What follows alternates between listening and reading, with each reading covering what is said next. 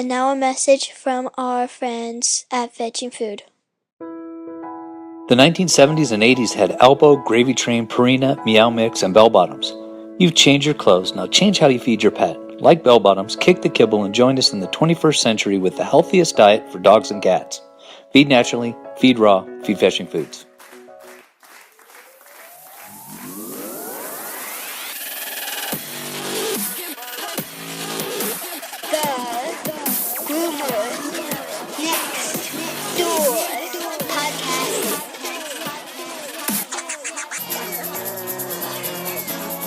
I'm from Missouri. That's all I know. Hello, pups and kittens, and welcome to another fun-filled and informative episode of the Groomer Next Door podcast. I'm your host, Chris Greene, and joining us this week, he is the co-founder of the great company Cuddle Clones. We are joined by Adam Greene. And if you stay tuned towards the end of the podcast, he will be giving out a promo code for a little bit off. So you can actually go and get your own Cuddle Clone and pay a little less, which is always helpful. Well, let's go into our fact of the week. Well, because we're talking about plush toys and anything that had to do with that, I thought, you know what, we're going to go into something that is a little bit more in that realm. In 1903, Richard Staife designed a soft bear that differed from earlier traditional rag dolls because it was made of plush, fun-like fabric. At the same time, in the U.S., Morris Mitchum created the first teddy bear after being inspired by a drawing of Theodore Teddy Roosevelt with a bear cub. Yeah, who would have thought?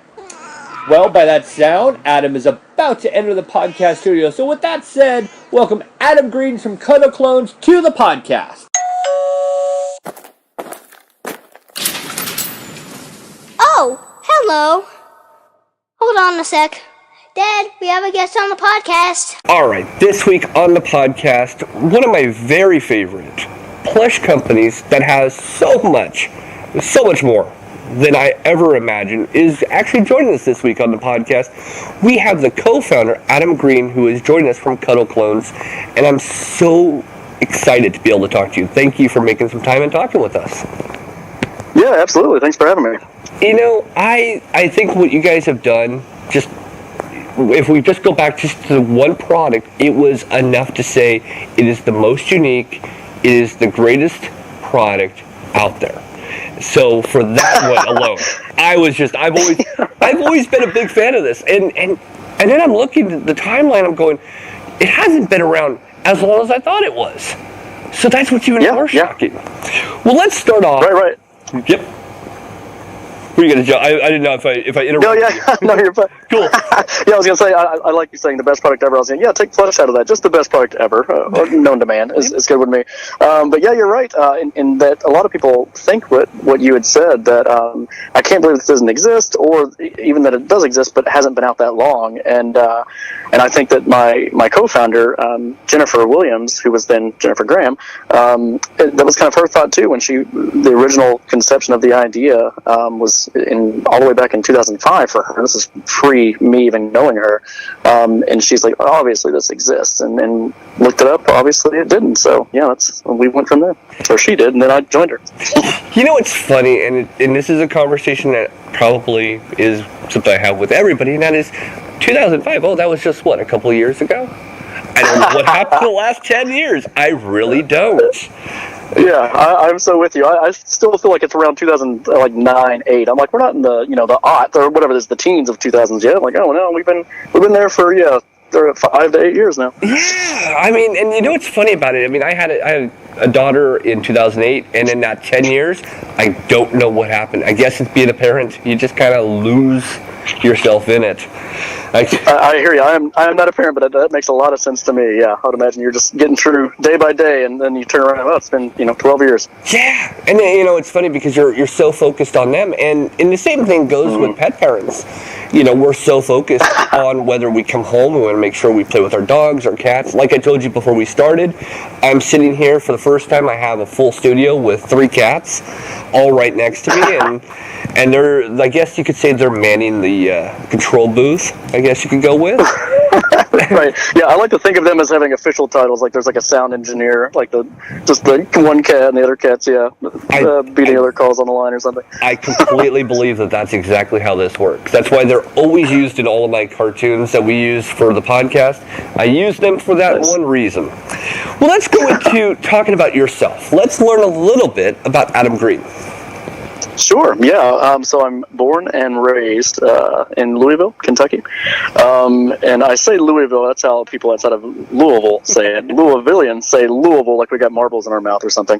But yeah, born and raised here, went through the business program for undergrad at the University of Louisville, and then got into the MBA program, went out in the corporate world, was there for, about 8 years or so. Did a number of things, project management, some process engineering, but what I mainly did the last 4 or 5 years before I got into Cuddle Clones was digital marketing, so search engine optimization, A/B testing, social media, content creating, and all that jazz. Then I got into the MBA program, also at the University of Louisville, and that's where I met Jennifer. That is just an interesting, how you would just go from the digital side. And I can see and this is just off of what I've looked at on your website, I can see that digital side comes from you, because it is massively detailed, where a lot of websites, they got some content, but you really detailed it, and I love that. So it's like... Yeah, thanks. Well, thank you a lot for that, yeah. I'll go ahead and toot my own horn. It is me. Was and is. We're really building a lot of content marketing that hasn't come out yet. So that's one piece that if you're looking at the website right now, even into we'll say the end of this year, that we're going to be working on behind the scenes, but hope to have out in Q1 of 2019 this whole community aspect where people can get on the website, do daily quizzes, daily contests. You win a free Cuddle Clone, submit content, cute pics, whatnot. So that's the next big thing coming for us that we're putting a lot of effort and time into right now, and so hopefully going even further into that, making it a unique digital site to visit. That is so cool. So I'm gonna actually, I guess we can go into I think it was 2005 is when this was, and it's funny because a lot of people think, oh well, you have a computer up in front of you. I promise you, I really don't. That's the one thing that I never liked. I've heard different shows go, oh, I'm Googling while I'm doing this. I'm like, why are you Googling now? Shouldn't that have been before? Yeah, that's awful. Yeah, right. I wouldn't feel disrespected, but I could see where some people would be like, what is this about? It's one of those personal things. I guess it's kind of behind the scenes of how I do this. I don't want any kind of screens up at all. I want it to be focused on the person I'm talking to, and I want to have this conversation with you, because I think a screen will distract you. That's going to just take you off of your conversation, and then you'll be like, oh yeah, and that's yeah. And the next question I had written down, right?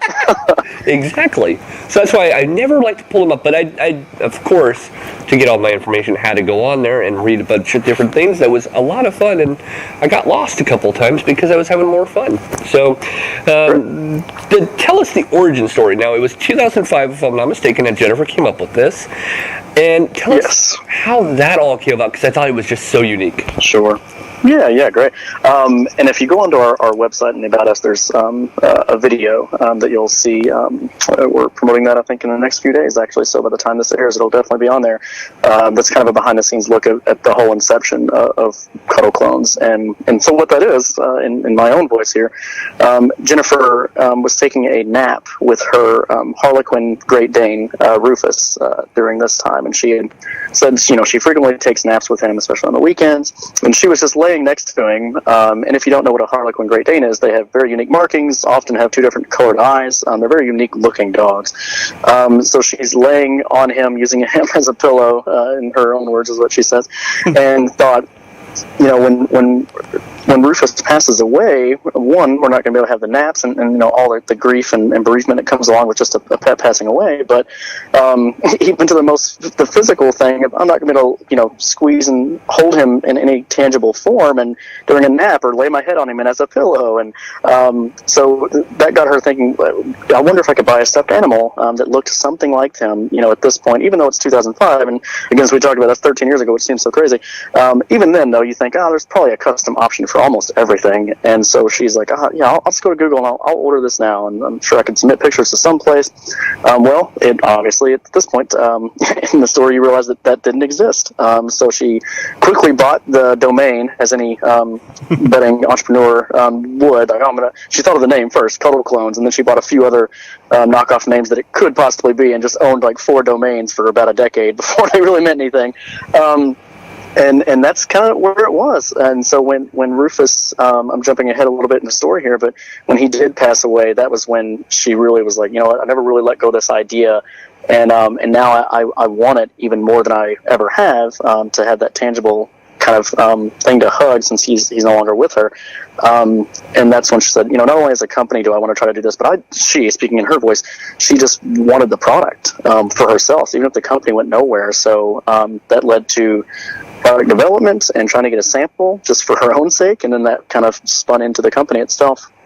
It's always funny to me, and funny, not haha, funny as ironic. Every one of you that come on, you're all so amazing. You've all done such great things, and yet behind it all, there is a dog or cat that started it. And I just, it's so heartwarming and wonderful. I mean, I always look at my own dog and I go, Katana, which is our American Akita. That's really the founder of this podcast.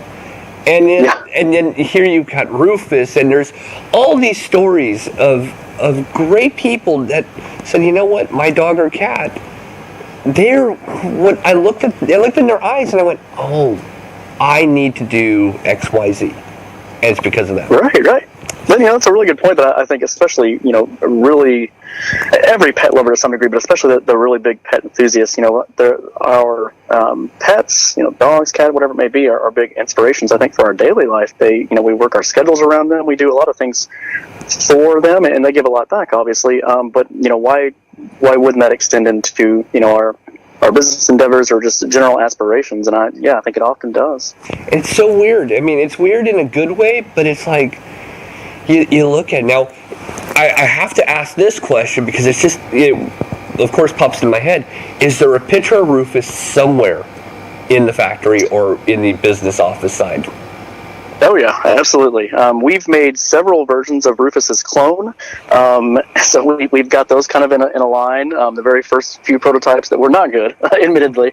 It took us a while to get the product development to something we envisioned, being the quality of a Cuddle clone. So we have them all kind of in line, showing the history and how much better we've gotten. And then, there's a picture on Jennifer's desk that's been there the whole time from the very beginning of when it was just me and her working in a small little office to now, we've got just under 50 employees. So it's that same picture has been sitting there the whole time, and it's a black and white picture of him, actually, and in a little white wooden frame, and she's had that picture for, goodness, going on 8-9 years now. Wow, that is so amazing. It's just so funny how one dog is the responsible person behind it all.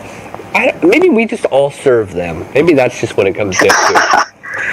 That sounds pretty accurate to me. It does.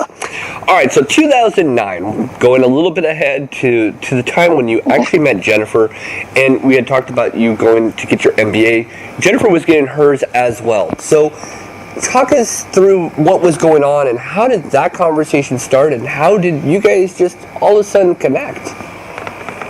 Yeah, so why Jennifer was even in Louisville. So Jennifer was born and raised just outside of Seattle, and she had worked in a couple of different places, Jacksonville and New York, but she was living in Chicago and was dating a guy at the time who his company relocated him to Louisville.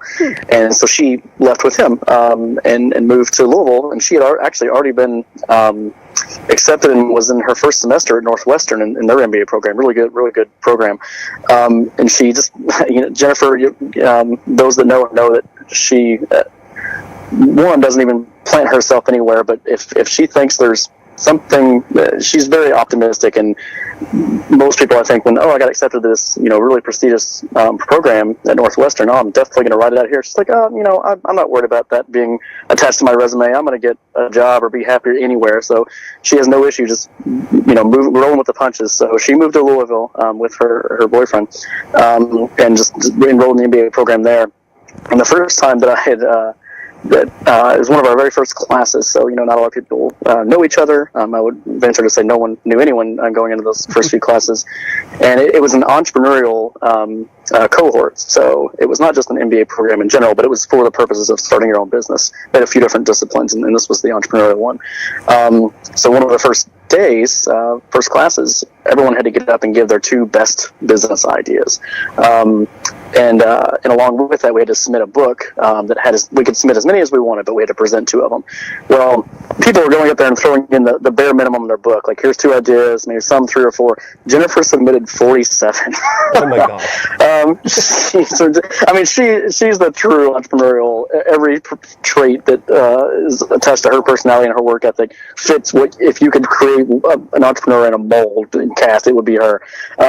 So of all these 47 ideas, she has a lot to choose from there. She had filtered it down to 2, and Cuddle Clones was one of those. So when she pitched to Cuddle Clones, and at my point, I'm sitting in my chair.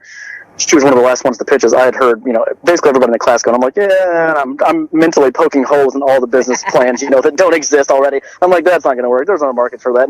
Well, when she pitches Cuddle Clones, I'm like, pet market's it's big and it's growing, and it hardly ever has a recession. Even when the overall economy has a recession, the pet market does not, or the pet economy. So I'm like, the market's there. And I'm like, I wonder, what the price point could be. So I'm asking all these questions about that, but I'm very, very intrigued. So when she got done doing that, and the class was over, I went up to her and had not, spoken to her at all. Didn't really know him in the class, and the whole, and I said the whole point, but one of the ideas was of pitching to the whole class was that so you would, find out if you liked each other's ideas, and we were going to form groups at some point to do these formal business plan competitions, which we, travel around the country doing those. So I knew after I heard her pick, I was like, that's the best idea I've heard in this whole class. And she had 47 ideas. This girl's a worker. She's going to put the time in. So for both those reasons, I was like, I'm going to go talk to her after class lets out.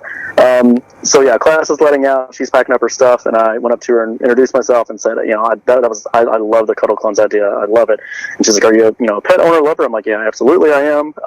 And I think that many people would like this. And my immediate thought, and this is what a lot of people would go, is that there's for bereavement, a pet passing away, it's a great keepsake.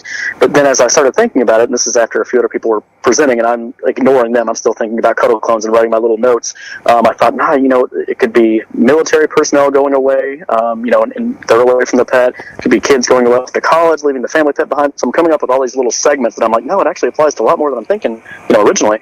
So I start telling her all the stuff that I thought about, in the 10 minutes from when she finished her pitch to the end of class, and she's like, yes, no, that's exactly right. So fast forward a couple of weeks, the main professor of the program, passed around the sheet, and you could say two people one person that you wanted to be in a group with, and this is the groups that you're going to form throughout the whole program, so it's kind of important. One person you could be in a group with, and 2 people that you absolutely did not want to be in a group with, which I thought was pretty cool. They even gave you that option, because there were people I filled out the 2 pretty easy, but the one I was like, mine's definitely Jennifer, and you come to find out that she had chosen me for who we wanted to pair with as well, but we didn't know that until like 3 years after the program. Like, we never even talked about it, oddly enough. And then I was like, yeah, I chose you in that thing. She's like, I chose you. I was like, oh, really? I was like, well, I guess that worked out that that we did that. But yeah, so keeping it right in that 2009 area. So we got put in the same academic group for the MBA program, and part of the academic exercise was to write a formal business plan, and we did that, and then you got into the presentation pitches, and one of the cool things that the University of Louisville does, I'll give them a little plug, is that they will fund you going around to other universities and other business plan competitions that are sponsored by pretty big brands, and it's a very Shark Tank-like presentation. You get judged informally, and they ask you questions. There's a Q&A, and you have to have a pitch that has to hit right at the 10-minute mark. You can't be 10 seconds before, 10 seconds after. It's very formal. And we had won some money doing that. And that's really what helped us kind of do product development and some initial market research, is because of that program really putting us in the spot to win some of those competitions and get some money. So that really helped us out. That is so cool. See, that's where, when I was getting all my information, I was like, you know what? We need to start with the doc and document everything that's going on, that got you to where you are, because it is so unique and so cool. And I'm going to ask the crazy question. What was your suggestions that you had that you were going to go present in front of the class? Oh, man. I honestly, I had a feeling that was coming up after I said that. And this will show how young I was at the time. This is 2009, so 9 years ago. I was 25 at that time. So one of my ideas was to, and I still, even though I wouldn't be a participant anymore, I still feel that it could work. It just needs a lot of capital. Was a bar, as any 24, 25-year-old man would probably pitch, but the swing on it, and this is again kind of late mid 2000s there, would be almost like you're merging a bar, drinking games, and like a fantasy football statistics angle. So imagine that the bar has a giant digital scoreboard, and you have teams that play flip cup or beer pong or whatever else. It doesn't have to necessarily be drinking games. And if you take the liability concerns to the side for a moment of sponsoring something like that and heavy drinking, it kind of married a lot of things that young men were very into at that time: fantasy sports, obviously a bar. And there was a bunch of other things where we got into intellectual property of how you actually keep count and statistics and app to show, your ranking if you franchised it around the U.S. and whatnot. So that was my main idea that I actually put a little bit of thought into. And the other one was much more practical and probably would get invested in much more easily, which was to marry the idea of your insurance card, keeping track of your gym visits and your food purchases. Mm-hmm. And this is actually, it's somewhat validated. It came out, Humana and Aetna both had something similar to this like a year after I'd had the idea, and I'm sure it was in development way before I had the idea, but that actually became a thing. And there's no way that, plenty of reasons why that would never work from a college student throwing that out. You need major investment for that. But those were my two ideas as a 25-year-old. Hey, I would have done something in video games, and you know what? 9 years later, I'd still do something in video games. But there you go. I still feel pretty good about that bar idea. See, there you go. And need a lot of money. I'm the one that's doing a podcast. I mean, come on, it's kind of one of those. Yeah. What can I say? Right. I'm hanging out with stuffed animals, and wouldn't have saw that happening that amount of time ago. That's not a bad thing, though. I mean, I don't know. Beer pong or stuffed animals. I mean, it depends on who you're talking to, but That's true. Why not both? Yeah. Oh my gosh, we just found a new product. Oh, there it is. It's gonna be some kind of. They have like a lever on the paw that's throwing the pong ball. Or you could just bring in this little stuffed plush that's inside, as you can twist the head off, and it's actually for liquid concerts. Oh man, I like that. Sports events. That's another thing about this podcast. Now you're get into franchise or get into licensing for sports teams, and man, you might be onto something there. You can do the mascot for each team. That's what happens on this show. There you go. The little kick around ideas. Maybe I should trademark some of the stuff that I say. You probably should. Hey, you're recording this. Right. All right, let's go to 2010. Cuddle Clones becomes a business. Now, it seems like... It does. That's so strange. 5 years after the initial thought process. And I can imagine it's been a great deal of testing, a lot of work that went into it. But take us back 8 years, again, pop in the DeLorean, and, take us back to those days. Sure, yeah. So that was really just a year after Jen and I had met, and we're still in the MBA program. But in order to get the business kind of rolling, we decided to form the LLC and put up kind of like a content-only site of, hey, this is what we're doing to track our progress, and people could actually place orders once we had our we had some, I wouldn't say manufacturing was in place necessarily, but we had a way to get them at a very high cost, so we're just kind of being completed by these like sample makers. We didn't have our own manufacturing workshop at that point. But you could actually place an order. And another reason why we created the LLC so early is that we could. It was just logistically, when we won these competitions, it was easier to funnel money into that and for tax purposes and whatnot, and to use it. And then we had expenses and so on. So that was really the formal creation of the LLC. In 2010, but I'll even fast forward a little bit on the timeline.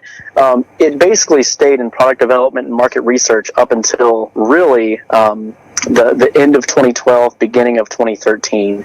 That's when we had done all of 2012 basically. We did all product development and built our website for about 3.5-4 years. All in 2012, and then we kind of launched that with a small investment raise in early 2013, and that's really when we kind of had said, okay, now we got an e-commerce website up and orders are coming in. So that whole period between 2010 and 2013 was a lot of product development. It took us forever to get the product to the quality we really wanted to, and we didn't want to launch before we hit that mark. Building the website, and then getting that small investment raise. So we officially had it in 2010, but not really until 2013. So pretty much between 2010 and 2013, that's when the real time started. That's when really Cuddle Clones was able to go from the infant to the walking stage. Yes, that's a good way to put that. And while it was still in its infancy, Jennifer and I, for the most part of that, up till into 2012, we're still in full-time jobs and doing consultant roles outside of Cuddle Clones. So I wouldn't call it a hobby by say, because we put 30 hours a week on top of our full-time jobs into that for that 2.5-3 year stretch. But yeah, when it really started walking, when we're like, all right, we're both quitting our jobs, we're putting our own personal money into this, even though we'd already put some into it at that point, but a lot of our own personal money into it. And that was the kind of the do or die, like, everything looks great here, are we going to make the jump? And as I was talking about Jennifer's personality traits earlier, she's like, hell yeah, I'm doing the jump. Hopefully that's okay to say on your podcast. Okay, yeah, so she's like, yeah, well, I'm doing this jump, and I won't say that I was reserved in any way, but just compared to Jennifer, I was a bit more reserved, like, well, let me think about the finances here, and she's like, let's do it. I'm like, okay, all right, let's do it. I'm not that type. I'm like exactly where you are. I'm always worried. I'm like, that change is very frightening, and yet, sure, that's what we all have to do. It's like we have to overcome that monster. Oh yeah. Now, here's a weird one that I was just completely lost with, and I'm loving to actually hear the story about this. In 2016, Cuddle Clones actually acquired Cartoonize My Pet LLC. I didn't know what that was, and that's why I was like, what was that? And tell us the story, please. Sure. So we had come across that site. I think one of our employees did, actually. I think our employee Casey did. And she's like, hey, there's this really cool site that you can customly create a cartoon that looks just like your pet. And you go through all these little steps, and you can change not only the physical items in the pet, so change the shading of the fur and color of the fur and add whiskers and all this other stuff. And it was breed specific, so you kind of started with this cool template you could edit. Then you could also put in themes, like if it was Christmas time, you could add presents or like a Santa's hat on the cartoon. And then from that point, you could put the cartoon on a bunch of products. And we're like, man, this is really cool. So we assumed it was owned by some company that maybe owned a couple of websites or just something bigger than it was, but it turned out that it was owned by a very nice woman in Austin, Texas, and it was just like a sole proprietorship. She was really a designer at heart. She built all the breeds and all the variations. And put the website up on there, but and I don't think she would mind saying it's not necessarily business oriented. It was a passion of hers, but not something she ran with and was going to try to get a big investment on her and whatnot. So when we found that out and we approached her, we said, hey, we love this concept. We would like to partner with you in some way, or can we promote this on our site? Some kind of partnership. And she had offered, she was a new mother, and I think she was about to be a mother again, so 2 small children, and said, well, I'm actually thinking about selling it if you guys would just want to purchase it. And we're like, we might want to do that.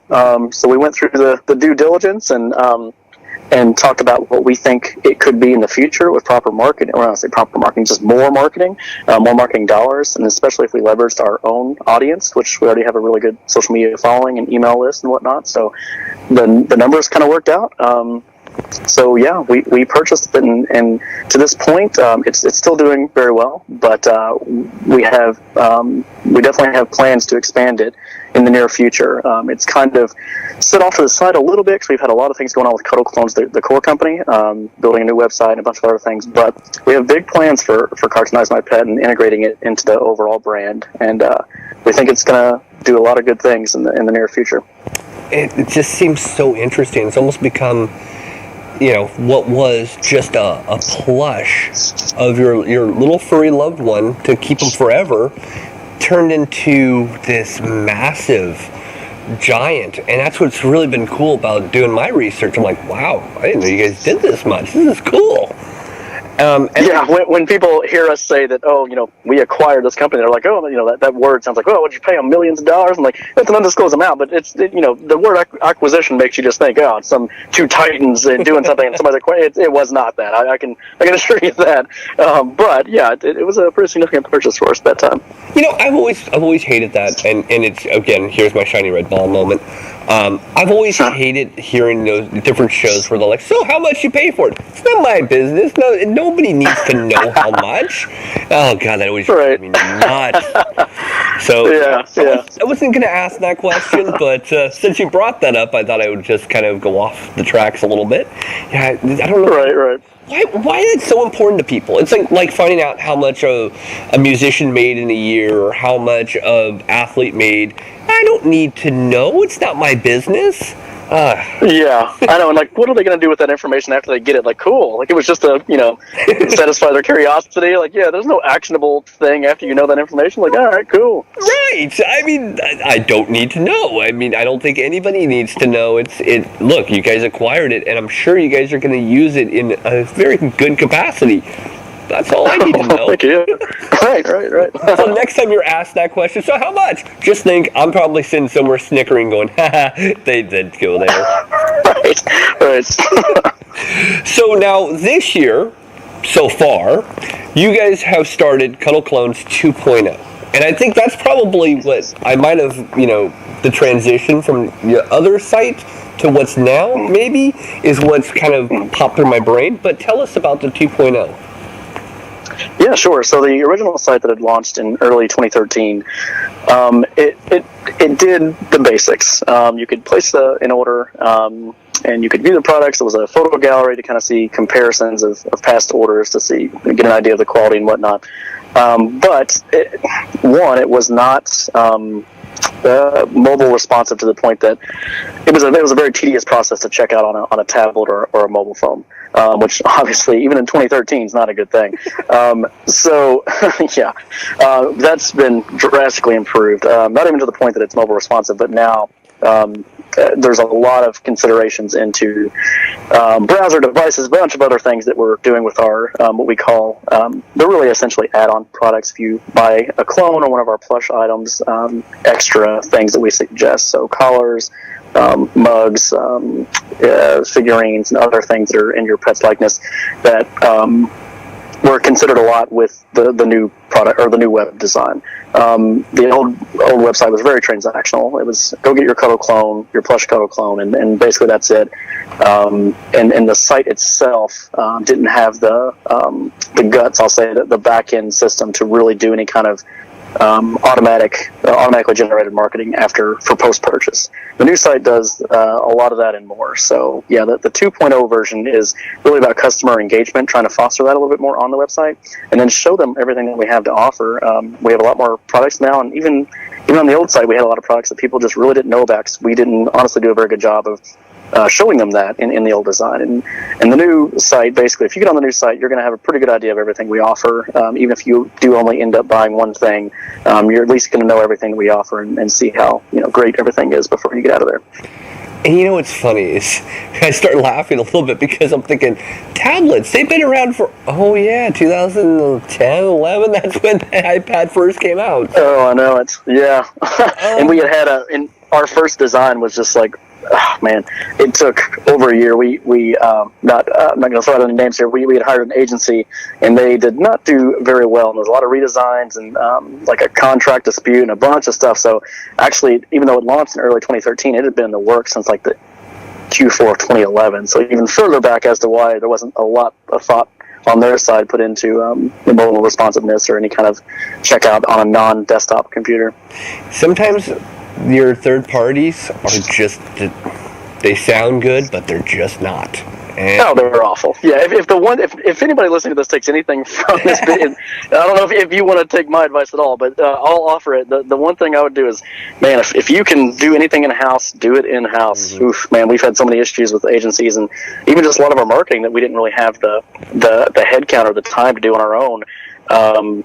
Just got such poor return. And I basically just said, this past summer even, so fairly recently, hey guys, it's been a great relationship, like you guys personally, but these results just aren't going to make it. So we took that in-house, and like instantly, it was like on a couple of campaigns, literally like a 400% return better the first month we were doing it internally. And so you get a lot of lip service with agencies, and they're pretty expensive. So if at all you can not go that route, I would recommend not doing so. I personally would never want to.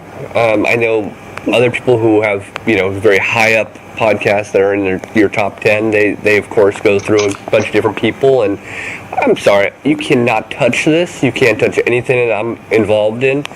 Maybe it's a power struggle or it's a perfectionist. I don't know what it is, but nobody touches it. It's all going to be in-house. I don't know why. Yeah, and even if it is a power struggle or a control thing, because of that, it probably ends up being better. So maybe even at that route, I can always see it from this perspective. And you and I have had a few conversations since we initially started talking, and I just can see where you and Jennifer are right on top of everything. It's not this, oh yes, we're founders, we did it, but we're off someplace, messing around. No. You guys are there, and you're putting in the time, you're putting in the work, just like everybody else, to succeed. Which absolutely. I'll give you a few examples that just happened this week. So with the launch of the 2.0 site, and it's been up for a little bit now, but we're still having some issues here where we have to call customers. There's a couple of weird little errors we'd found in the back end. So Jennifer herself made calls to customers to kind of verify some of the selections they had made. And while she was doing that, our shipping guy didn't get some of the shipment ready in time for the postal service that picks it up at a certain time. So I threw him in my Sonata and drove him to the postal service later that night. So yeah, we're definitely still in the weeds, which is a good and a bad thing. We're willing to do it for sure. And there's a lot of times you definitely want to be in the weeds, and we're kind of in that position now where we're like, all right, we got to start stepping out of some of this because we're growing this company. We can't be spending time doing some of this other stuff. I don't know. It's one of those things. I think that the more, and again, by doing this show 200 and sometimes, I've seen it the same way, and that is the ones who step out, the product tends to nosedive.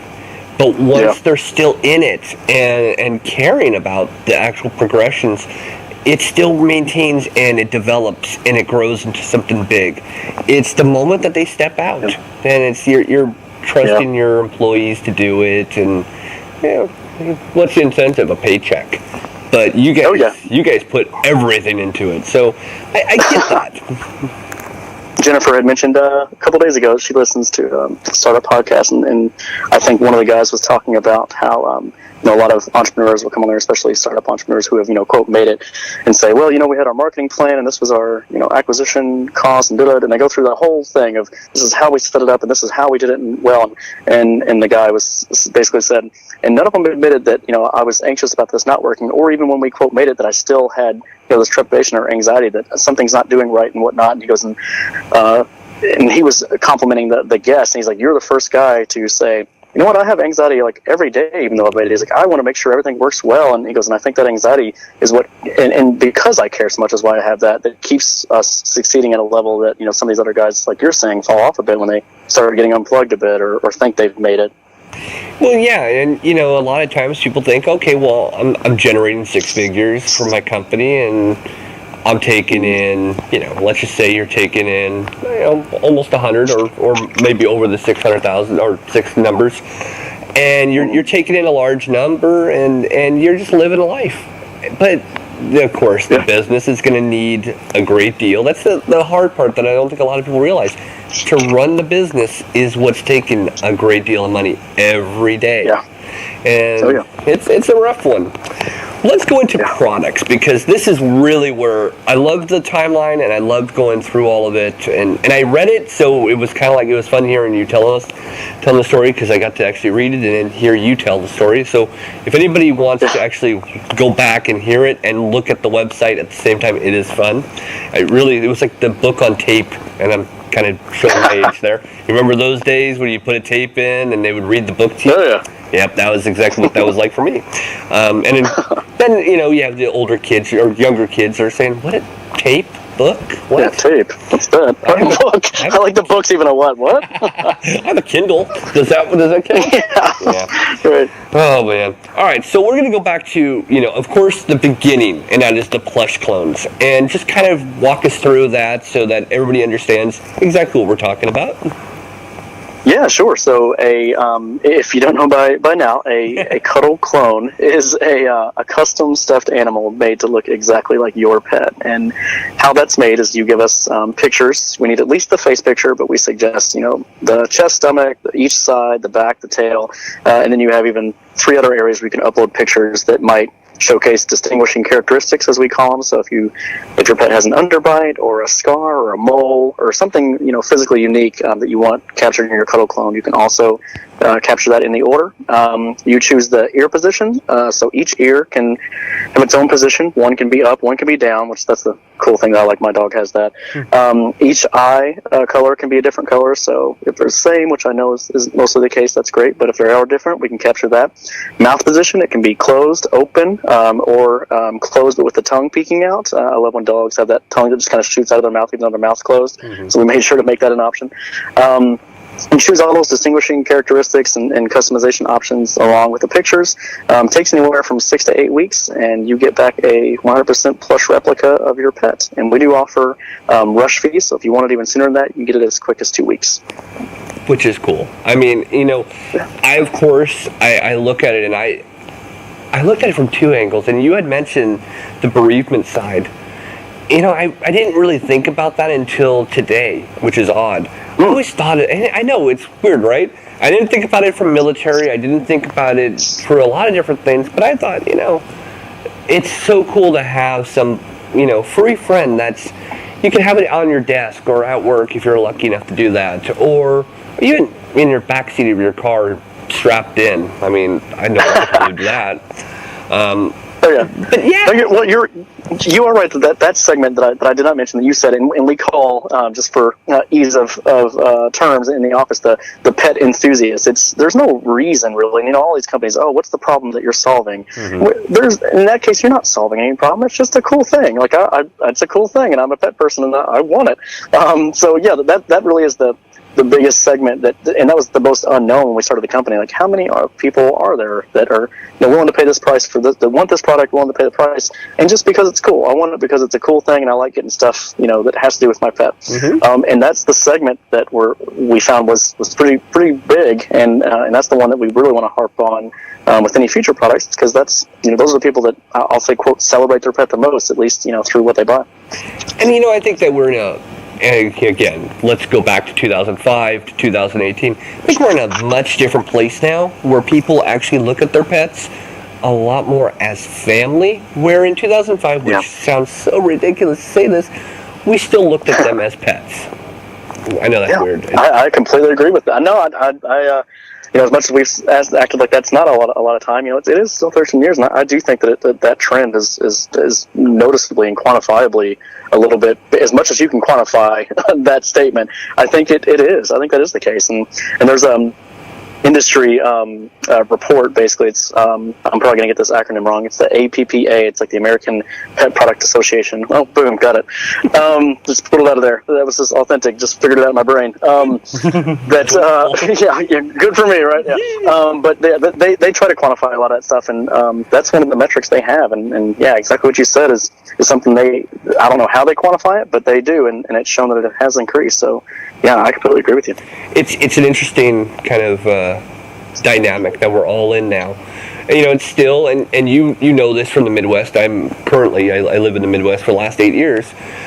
So I see the difference from the West Coast to the Midwest. It's a lot different on each coast than it is right down the middle here. But it is changing. It's still, I still always say we're about 20 years behind. That's right. Maybe with the digital age, it's closer to 10, but we're definitely some double-digit amount behind. Oh, how many times have you driven around different parts of the Midwest and there's no cell reception? You're like, what? Or no Starbucks? Right. Yeah. God. But I think you're right. Like, and it's definitely, as it always does, the trends are being pushed by the younger people, and you have this coastal sensibility, which has kind of been, I guess, redefined as the millennial sensibility that it's not having as many kids. It's either don't want to or waiting later in life to do so, and that substitute is a pet. And there's another stat I'll throw at you that this was also in that industry report that millennials are on average share a picture of their pet 6 times a week on social media, and 11% of them have a social media account for it's the pet's account for the pet. So, your cat has its own account or your dog has its own account. Those numbers are, the platforms didn't exist in 2005, but had they even existed then, I'm not sure the numbers would have been the same, to go back to your original point of it's just trending that way. I'm thinking 2005, were we all still playing with MySpace? I think we were. Yeah. Facebook isn't. I think it actually came out in 2003, but it was only available for university students up till like 2005. So it was still in its infancy at that time. Yeah. So I'm thinking 2005. I think I was still playing with MySpace, and we're really. I mean, I was born in '81, so I'm 37. So we're right around the same age, and I'm thinking, okay, I was messing around with MySpace, but I think I had rabbits at the time, and again, always having some kind of animal, but it's just one of those things.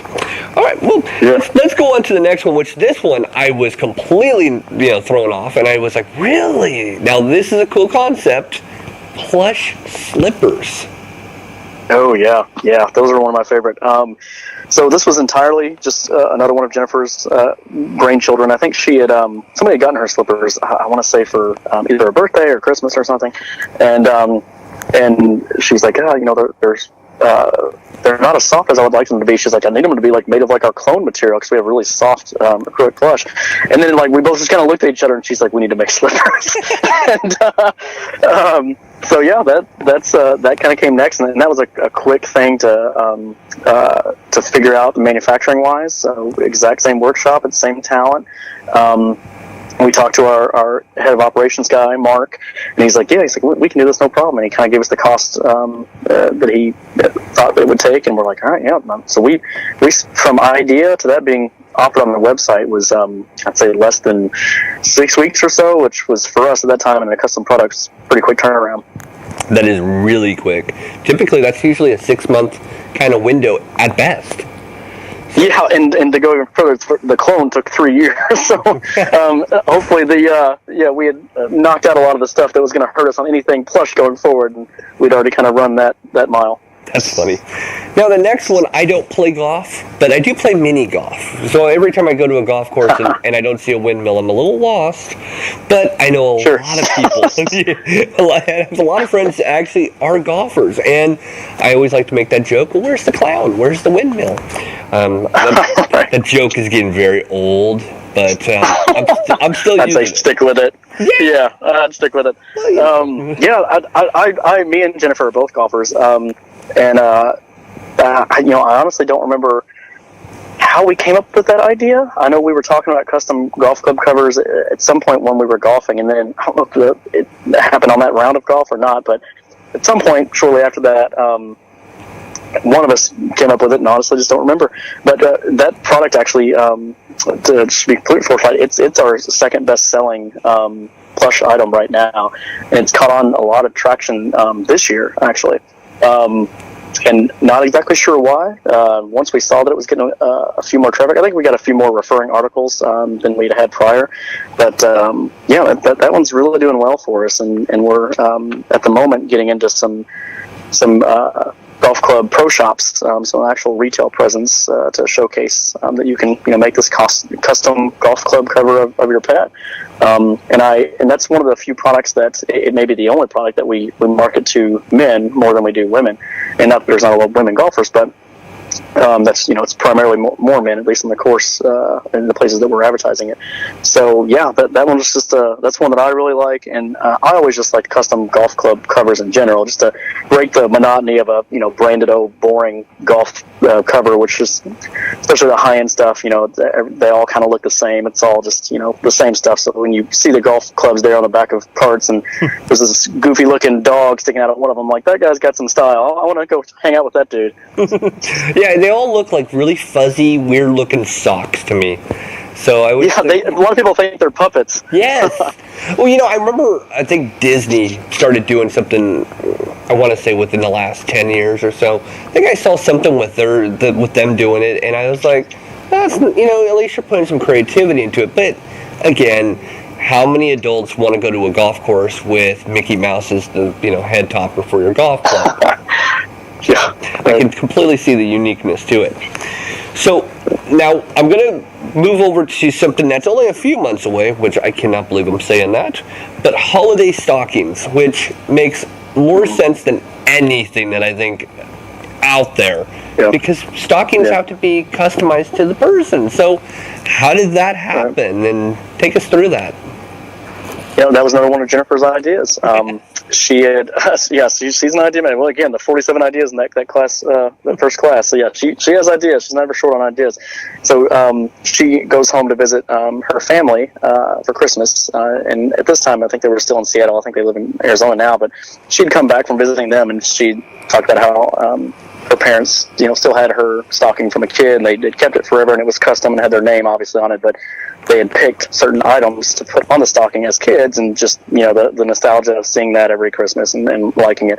And then she was just like, we should do something for pets. And at first she was talking about just not so much that it would be representative of your pet's likeness built into the stocking, but just a stocking for pets. And I was like, my aunt does that right now. You know, she puts stockings on the mantle that have the pet's name already. And I'm like, that kind of already exists. She's like, yeah, but they don't have, the Cuddle Clone. Like, it's not, there's no plush built into the stocking itself that represents the pet. And I'm like, no. And she's like, we could do that pretty easily with everything we have, right now. I'm like, yeah. So we did that, and very first Christmas we pushed it out there. It did extremely well, and we that is something that we it always kills, in Q4, as you would imagine. It basically does nothing the rest of the year, but for that Q4 time period, September through December, it really does well. And which is why this is such a great time to release. Because now all of a sudden you're like, oh, that's a good idea. It's all product placement around here. That's how it all plays. Right. Yeah. We'll go with that.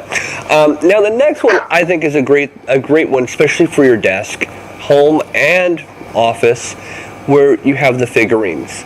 And is that because of some people just having that plush is for kids kind of mentality? Because I don't feel that way, but is that how it all came out, or what was the whole brainchild? Yeah, I gotcha. I think it was mainly born out of the actual physical space that a plush clone could take up. The stockings have more of a practical purpose. You're going to put it on a mantle or somewhere, and you're going to fill it, with goodies for the dog or for the cat, or whatever pet you have. And the golf club cover, obviously, it's practical. You put it on a golf club, slipper, same thing, feet get cold, whatever. With a plush clone, it's a keepsake and it's great, but when you have it, you can't really put it on your desk or some place that it's not going to be a little bit intrusive if you're using that space a lot. Where I think there's a lot of places you can put it in the cabinet, in a bedroom or on a bed, and a bunch of different places you can put it to remember it. But if space is an issue, then the figurine is, I think, a great way to have some kind of celebration of your pet in a custom fashion and see it, every day in a place that you occupy every day, so a desk or maybe a little mantle place or something. But it just doesn't take up the 2 feet or whatever it takes up, 5 inches. So I think that's really the main difference there. It's just the actual size of it. Which, I think is still, you're covering every single base there. And again, there are people who are like, well, plush, my child plays with stuffed animals. I don't see how that works out the same way. I mean, if I go to a claw machine and I win something out of there, there's that moment where I'm like, I want to keep this for myself. So, right. But again, I may not be the person that you should talk to when it comes to maturity. So let's just put that out there. obviously. Now, So that's for another podcast, right? That's another time. Oh yeah, definitely another time. My mature level, yeah, it's probably the same as my cat and dog. But I'm going to go into the timeline on you. When do you think, Chris, that the maturity level stopped or something? You know what? I've actually done that math. I think I would say about 16. I think that's exactly when I stopped. Yeah. That's a good age to mature at, or, literally mature the line at. I think that's a good one at. Well, I still play video games like I did then. I still like sports, and I love my dogs and cats. So, I mean, I still have that beautiful side. Yeah, no reason to change any of that. No, I'm happy, and it seems to suit well. So, again, now that we're in September and we're talking about this, I guess I should have put it next to holiday stockings, but ornaments, which I'm guessing was the brainchild at the same time as the stockings, maybe? It was, yeah. So we had already had the figurines, and we're like, well, just naturally, if we just do a couple of things here, we can make this a Christmas ornament and possibly even bundle them with the stockings, so you can buy a stocking and an ornament at the same time for a little bit of a discount than if you would otherwise buy them individually.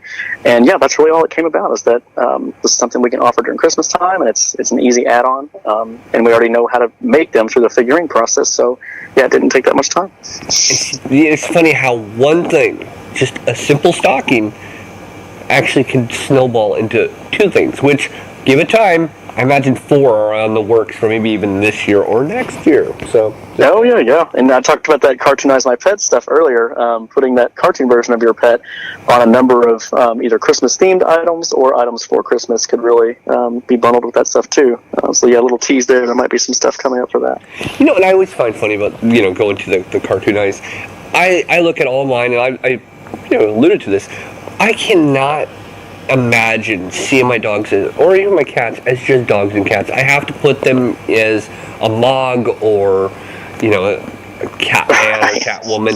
I can't. I see them as humanized. So right, yeah. Of course. Maybe it's the immaturity. Maybe we really should pick that up in the immature episode. Well, if that's the case, I'm with you on that one. I even give my dog, he has a couple of different voices, and I'll speak out loud for him, even to myself. So, yeah, I don't know what that says about me. Well, you know what? When I put together every single episode, when it comes out, there is a gift that comes with it, and I do the voice, but either my dog or cats, whichever one is the main one, they're the ones who are talking about the episode, but it's my voice, and they're an animated mouth and makes it work. So that's awesome. Again, I don't know, maybe it's the immaturity level. That's part 2 of this conversation. Right. So now here's the next thing I find. I've now actually found this to be a hot topic and a very big plus when it comes to accessories, and that is earrings and necklaces. It seems like it just now, within the last maybe year or two, really took off. Is that a good assessment? Yeah, that's pretty accurate. So again, we create those, and it's really just I'll call it a branch off of the figurine product. The manufacturing process is very similar. It's a 3D design, and then we 3D print them. But yeah, you're right. So the figurine was kind of the first thing that we're like, something that takes up less space than a clone, but still has all the customized options and still is personal. And then it was, all right, well, we have this manufacturing process for a figurine. What are the other things that we can make that are around this size that would be 100% custom made to your pet? And so the ornaments, it's right as we were talking about stockings, we're like, yeah, we can do that. And we're like, well, why can't we just make earrings and, necklace pendants? And we had a couple other ideas that we're still throwing around, but we're like, yeah, let's the earrings and necklace pendants. And it's a really easy modification to add, the earring hooks, and so yeah, that was just kind of what it naturally went into. We got this manufacturing process. What else can we do with this?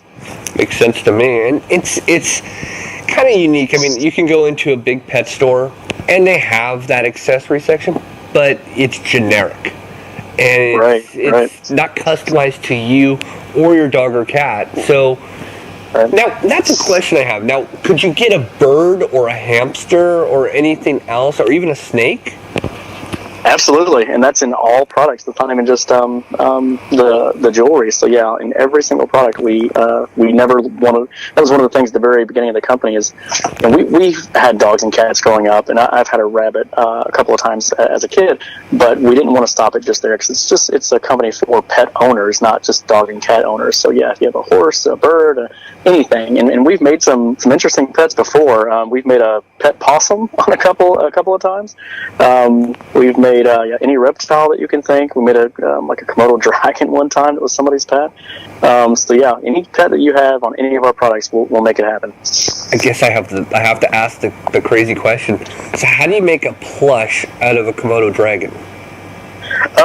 As a company, we lose a lot of money doing that, but we still do it. It's a very hard design. Man, it is tough. When we get something like that, it takes a lot of man hours to make that. But that's part of the promise of we're never gonna say just dogs and cats. So yeah, we'll make it happen. Thought I would throw that question in there because I just thought that was really interesting. Oh yeah. Well, very very tediously is how you do that. It's not easy. Now, this is the one of everything on the list. The one thing that really stood out that I was like, whoa. Wow, you guys really were thinking to cover it all. And I've been worried about this with my own dog. So obviously, this is going to be a topic that I'm probably more or less talking for myself. But you guys actually do the urns. And I thought that was brilliant. Because again, I worry about my 9-year-old Akita. I know that she's, we've had her good time. I imagine 12 years. Hopefully we'll get more, but, I understand. Yep. So I think to myself, well, what are we going to do when, the CEO of our podcast goes and our Cuddle Clone? So talk us through how that came about and just kind of explain it, because I think it's such a good product and something that I will probably be looking into in I'm hoping 4 years, hoping 5, right? And never, but yeah, hopefully longer than that, right? Yeah. Hoping never, right? Right. So the genesis of that is just that we assumed even before we had any data really that a good portion of people were going to be buying the plush Cuddle Clone either after the pet had passed away or kind of assuming it was going to pass away fairly soon. And we thought just a natural thing to buy there would be some kind of memorial or even the more practical urn itself. And but what we wanted to do was you can buy an urn anywhere, even the actual crematory places or vet offices. A lot of times we'll sell those. To kind of put a different slant on it, is we thought, well, if we're going to offer this, let's at least make it custom and personalized like we do everything else on the site. So that's really the main difference is that on our little granite memorials, it's kind of like what you would think of as almost like a granite headstone. And then we have wooden memorials that are actually done by hand. We have a couple artists that are very good at that, along with the actual physical, urn, the upright urn. They're all 100% custom and personalized. So you can choose your font, put in whatever text you want, and then we, on the granites and the wooden memorials, etch a picture of your pet into those. So the wooden memorials are done with a wood burning tool by hand, and the granite memorials are done through an etcher. So we design it in a program and then have it etched into the actual granite. So whatever picture you submit, we make that a 2D model. Etch it, and then basically say, hey, does this look good to you? And you say, yeah, then we go forward and make it. I think that's just brilliant. Because again, I'm speaking for me on this one, and of course thinking down the future, and I want to make sure that I immortalize this dog as something that really changed a great deal for me. And I'm sure a lot of pet parents, as they listen, they're thinking the same thing. I always fear the day. I think we all do. We know it's inevitable, but what do we do when that day comes? And I was like, oh boy, that is definitely down the area. And the last one is something that again needs to be customized, because you can simply buy the cookie cutter that everybody has, but pet collars. Mm-hmm. Yeah. And I know a lot of people do some version of customizing there, but we like to do. You get to customize the charms that are on the actual pet collar, and it's like a faux leather. It's really nice, super durable, and a bunch of different colors, and you can customize it with your pet's name, nickname, really any text you want to put on there. And they're chrome-plated charms, and the text or the actual letters are chrome-plated. It's super, super nice. And me and Jennifer always go back and forth on this, and I'm always like, we need to charge more money for these. These are so nice. And she's like, no, I just want everybody to have them, like, when they get a clone, just for free. And I'm like, part of me, like, the business part of me is like, oh, no, we can't do that. And she just wants to be, no, they bought a clone, so I'll just give it to them. I'm like, oh, these can be sold for $30, $40. They're so nice. And that's... one of what we hope to be many soon personal and customizable accessories that we're going to offer, not only for pets themselves, which the collar could be put on a plush Cuddle Clone, or it could be put on your actual pet. They're functional collars. But in addition to, if it's for the pet or for the clone, or maybe even just pet themed, that we're going to try to push out a lot of products like that in the future. And I mentioned the coffee mugs, I think, earlier, with either your cartoonize my pet or another picture of your pet on that, and there's stationery and a bunch of other things kind of in the works that we're going to push out soon. Which leads me to that dreaded question of what was next. So you kind of covered that. Yeah. Yeah, that is next. Well, I'll give you two answers here. So the more products that can be personalized and customized on the lower priced end. So stationery, anything you can think of that would fall in that $0 to $50 range that you can customize and put your pet on. And this one might be a little bit more what you were thinking of, or the reader or audience might care about, is we're going to come out with plush backpacks and purses that are unique to your pet too. So basically the whole bag or the body of the purse and a good portion of a backpack will be custom built to have your pet's likeness in it, and that's full plush, airbrushed markings, all the whole deal. And we're working on those right now, and hopefully get them out here by the end of the year. Yeah, I never thought about that. That's one I'm like, whoa. Obviously having an almost 10-year-old, they go through 2 backpacks a year at least. But when she gets a little older, I'm like, when she gets more responsible, I'm like, that is cool. Or maybe, what the heck, I'll just get it for myself. Kind of one of those things. Yeah, there you go. Well, yeah, I give her enough, right? She eats 3 meals. Yeah, right. Yeah, right. Man, getting greedy after that. Right? That's what I'm thinking. Yeah, wants my video game system, wants food. Come on. There's only so much you can give. So what did we not cover? And if you can think of anything else, please, throw it in there. I'd love to, make sure we are thorough and get everything. Yeah, absolutely. I think basically, we've covered everything as far as products, and we definitely we're going to be introducing more and more products hopefully every month from here till eternity. As long as we're running the company, that's what we want to do.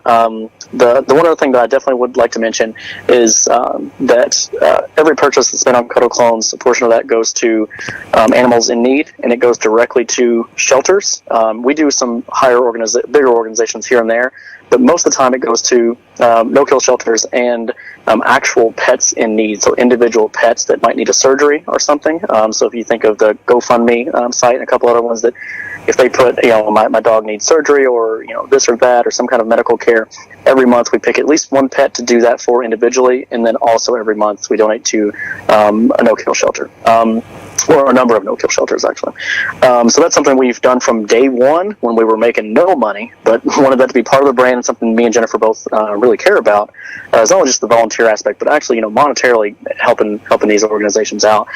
So even before we had profit, we worked that into our financial statements or projections that we're going to give a good portion of this of what we make. And this was revenue, not profits. This is pre-profit. We were off the top line given, which a lot of companies don't do, especially startups. Our investors are like, hey, how about you start giving some to people when you're making profit? And we're like, yeah, we're going to work it in now. And they're like, well, that doesn't really help anybody. And we're like, yeah, we're going to do it anyway. So yeah, that's something that we really stand for and are going to continue doing. And also coming up as part of and we talked about earlier in the podcast, we're going to try to build out this community aspect of our site. That's another big thing we're going to try to do going into the beginning of 2019, where I talked about having the daily contest and the quizzes. So we talked about that, but another portion of that is something we're going to try to get up soon, that you can search by your zip code geographically, and you can find volunteer opportunities around you, because that's something we really want to build a community around. That is awesome. You know, I actually meant to write that whole thing down about how you guys give proceeds. That was on my list of things I wanted to actually throw in there, so thank you for putting that in there, because I completely dropped the ball on that one. Yeah, no problem. It's funny because that's one of the things that Sarah and I were very much involved in our local organization here. We volunteer with a organization called the Call, Phelps County Animal Welfare League, and you know, it is so heartwarming to know that you're doing something for maybe a cat that was hit by a car, and you're raising money for the surgery to actually amputate leg, and then you find a good home for it, which we've done this, or giving out free food every month to people who actually need it. I can't imagine not doing these things, and I think a lot of people ask themselves, well, I'd love to do more, but I don't know where. Right. So I love that you guys are doing that. You know, that's a good point. I think a lot of people that say, oh, you know, I need to volunteer, or even just maybe they're not saying it out loud, but they think, I'd really like to volunteer somewhere.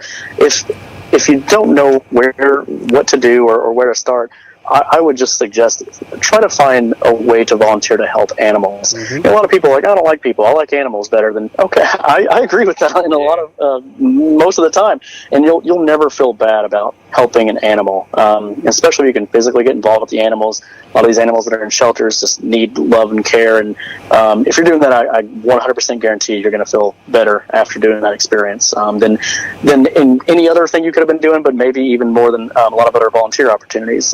It's a good place to start. I'm with you on it. I mean, I don't. All my report cards does not play well with others, and some things in life never changed. Well, the 16, right? Yeah. Exactly, 16. That's where I'm stuck.